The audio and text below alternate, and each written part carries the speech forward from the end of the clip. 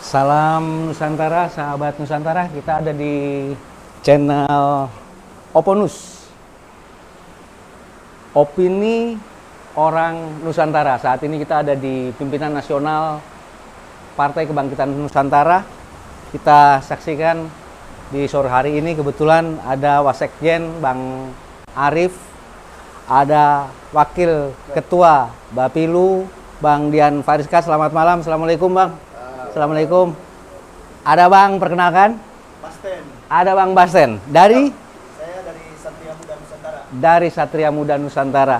Baik, sore ini sambil menunggu buka puasa, sahabat opini orang Nusantara, kita akan berbincang dengan tema sekilas Anas. Beberapa hari yang lalu, Oponus sudah membuka komentar-komentar, statement-statement dari tokoh-tokoh nasional 12 tahun yang lalu. Ada Dr.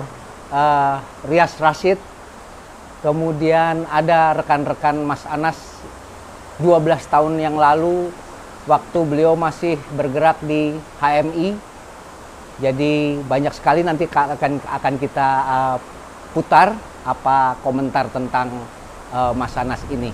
Baik, sambil menunggu datangnya azan maghrib yang ditunggu seluruh umat muslim sedunia ya Bang Arif ya. Saat ini ya Bang Dian ya, kita boleh berbincang sejenak ini. Bang Dian boleh kasih tanggapan seperti apa sih sosok seorang Anas Urbaningrum di mata Bang Dian Fariska? Kalau saya lihat sosoknya Mas Anas ini orangnya kalem, pelan, tapi pasti. Karena beliau itu putra terbaik Indonesia yang insya Allah nanti tanggal 10 April beliau sudah menghirup udara bebas. Amin. Nah, kami dari kader Partai Kebangkitan Nusantara akan menjemput beliau di Lapas Sukamiskin, Bandung. Nah, setelah menjemput, kemudian akan dilakukan sholat tarawih bareng. Setelah itu, beliau langsung pulang ke Surabaya, itu di Blitar. Mudah-mudahan tidak ada halangan, tidak ada cobaan, semua dengan berjalan dengan baik. Amin, amin, amin. Mestakum, semoga semesta mendukung doa Amin. kita bersama untuk kebebasan kembalinya seorang Anas Urbaningrum. Bang Arif, selamat sore Bang. Ini saya pengagum Anda nih. Bang Arif gimana nih kalau soal Mas Anas di mata seorang Wasekjen Bang Arif? Iya, kalau Mas Anas sama lah, semua orang sama seperti apa yang dikatakan Bang Dian ya kan, bahwa Mas Anas itu orang yang memang santun dalam semua hal kan, baik berpolitik dan lain-lain. Kemudian beliau itu tidak pernah ingin mencari konflik, tapi justru yang berkonflik bisa disatukan oleh beliau. Itulah kehebatan Mas Anas dan kelebihan Mas Anas yang saat ini mungkin belum ada di dalam diri senior-senior kita yang ada gitu. Nah, mudah-mudahan dan Mas Anas ada, semua yang renggang bisa direkatkan, semua yang miskomunikasi bisa disatukan sehingga PKN ini semakin solid dan kompak untuk ke depan. Dan saya pikir saat Mas Anas nanti keluar 10 April nanti, biarkanlah beliau berkumpul dengan keluarga dulu. Tidak perlu kita menarik-narik beliau dulu ke panggung politik, ya kan? Karena hampir 9 tahun, hampir 9 tahun ya. Beliau di dalam, jauh dari anak dan istri yang tentunya kalau kita di posisi beliau mungkin tidak sekuat beliau mentalnya ya.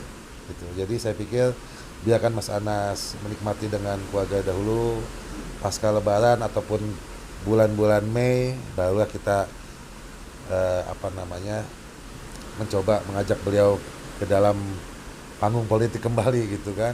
Jadi saya rasa biarkan Mas Anas berkumpul dengan keluarga dulu sih kalau saya berpikir, tidak usah ditarik menarik gitu kan. Dan memang kemarin juga saya ketemu dengan beberapa sahabat beliau yang memang ada yang satu angkatan maupun senior.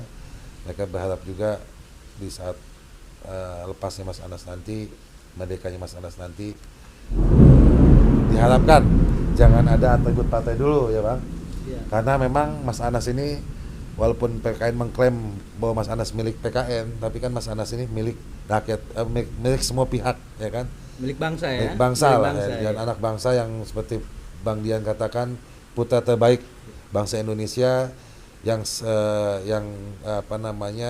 yang harusnya menjadi presiden 10 tahun yang lalu mungkin ditunda untuk 5 tahun ke depan menjadi presiden Indonesia, seperti itulah, Bang.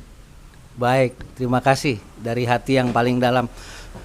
Sedikit sahabat Oponus, Mas Anas ini pernah mencetak sebuah prestasi ketika beliau di KPU. Beliau sebagai ketua tim kesehatan. Yang waktu itu ada Gus Dur dari 5 capres di tahun 2004. Itu sempat menuai kontroversi. Tapi alhamdulillah Mas Anas dengan kesantunannya, dengan coolnya, dengan kalemnya, dan dengan integritas yang tinggi mampu menyelesaikan itu. Baik, Satria Muda, sudah pernah bertemu dengan Mas Anas sebelumnya? Belum pernah. Kita pengen tahu nih. Kita pengen tahu. Kemarin kita sudah rangkum ya orang yang sudah bertemu, termasuk mungkin Bang Arif itu di HMI. Cerita di HMI itu Mas Anas pernah tidur selama 2 tahun beralas koran di atas meja. Itu cerita organisasinya Mas Anas. Sekarang menurut sahabat, apa yang Anda ketahui tentang Anas Urbaningrum? Jadi begini, mungkin sosok Pak Anas Urbaningrum ini saya kebetulan memang belum bertemu secara langsung. Jadi untuk sosoknya lebih jelas seperti apa beliau tadi sudah disampaikan oleh Bang Dian Fariska selaku wakil ketua Bapilu Partai Kebangkitan Nusantara, dan Bang Arif selaku wakil sekretaris jenderal Partai Kebangkitan Nusantara. Tapi dari pandangan saya bisa mengatakan, saya dapat mengatakan bahwa Pak Anas Urbaningrum ini adalah orang yang cerdas, pertama. Yang kedua, anak bangsa yang terpilih. Yang ketiga, beliau orang yang sabar. Kenapa saya bisa mengatakan demikian? Pertama, kita bisa melihat bahwa beliau ini menjadi salah satu atau menjadi pimpinan partai di usia yang relatif muda. Dalam hal ini bisa dikategorikan beliau sebagai orang yang cerdas sekaligus anak bangsa yang terpilih. Itu yang pertama. Yang kedua, dari surat beliau yang pernah beliau tulis, itu bisa menunjukkan bagaimana beliau ini orang yang sabar. Dari mana kita bisa lihat itu? Dari pesan-pesannya dalam berita itu, yang mana penekanan beliau ada pada kata sahabat bersabarlah, sahabat-sahabatku bersabar. Nah, kira-kira seperti itulah dari saya, pandangan saya sebagai seorang anak muda milenial yang memang belum pernah bertemu secara langsung dengan Pak Anas Urbaningrum. Kira-kira seperti itu, Bang John. Thank you, Bang. Baik, terima kasih. Banyak sekali hati-hati yang merindu akan kedatangan seorang Anas Urbaningrum, sang pencerah. Lahir di Blitar 15 Juli 1969, tercatat di usia 41 tahun mampu menjadi ketua umum partai politik melalui proses demokrasi yang paling demokratis. Saya Joni Latuheru, opini orang Nusantara. Salam Nusantara.